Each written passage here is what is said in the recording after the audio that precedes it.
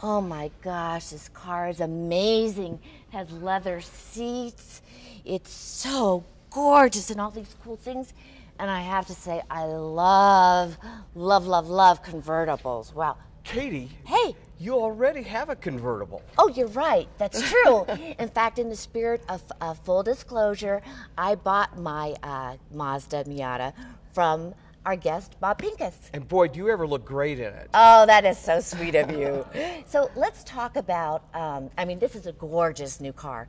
What would, if I came to your dealership, what would you like me to have done in terms of research? Well, my advice to any consumer is, first of all, take a look at what do you need? What are you trying to accomplish? You know, a lot of people never consider the things they don't like about the car that they're driving.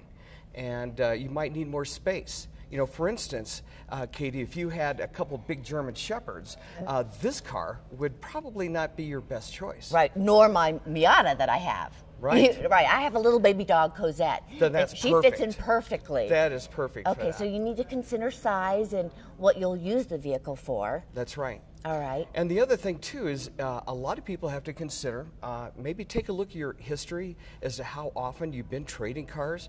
You know, a lot of people will trade cars every maybe 3 years. Really, that much? Yes. You know, Wow. I've had a lot of customers come in and think that they're just going to drive this car until the wheels fall off. But the reality is, if you go back and ask them how many cars have you had in the last 6, 8, 10 years, you know, they trade cars every 3 years. Wow, that seems like a lot to me, but I guess... A lot of people do that. Yeah.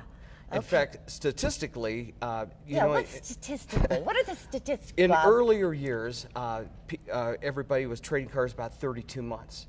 And now more recently, that number has gone up to about 48 to 49 months. Okay. Is the average consumer, the length of time that they'll drive a car. Is that because of the economy? That's mostly because of the economy. Okay.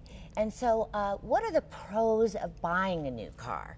You know, another option, of course, is to buy a pre-owned car. But what are the pros besides how gorgeous it is? And well, the best thing about getting a new car, of course, is that you put the first mile on the car. You know exactly how it was taken care of. You know the TLC, where a lot of people are a little bit hesitant to drive a car, especially some of the rental cars. How many times have you driven a rental car and just, well, this isn't mine, and you just, you know, get going, drive it really hard, and that's right. Yeah. Well, I of course never have done that. I'm very respectful for everybody's car. The other thing is, you're a rare bird. Yeah. Well, we know that. So are you. So, what else should consumers know before they get to the dealership? Well, they can get online, and for instance, Edmunds.com. And Okay. Car Driver, you know, there are so many resources to pull from to gain information about the cars. It's unbelievable. You can find out everything. But the biggest and most important thing, though, is to come up with a list of things that you want to accomplish. You know, That's very smart. You know, how much space do you need to have? How long do you think you're going to drive a car? And there's other considerations too. You know, you might want to be leasing a car instead of buying a car. Okay. And frankly, that's one of my. If you drive a car, maybe for 3 years, 4 years, you should be leasing a car opposed to buying it. Okay, I'm never giving my car up.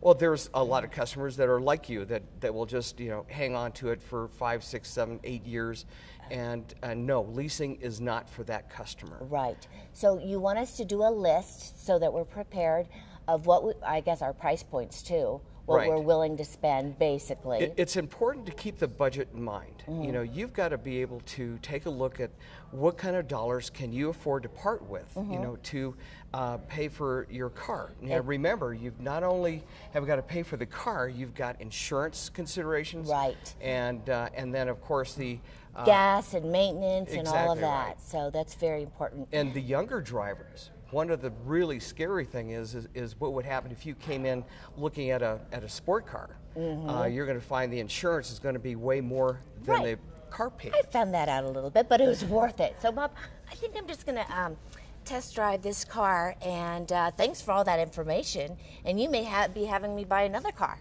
You bet. Okay. All right, Katie. Thanks, Bob. All right. Thank you, Katie.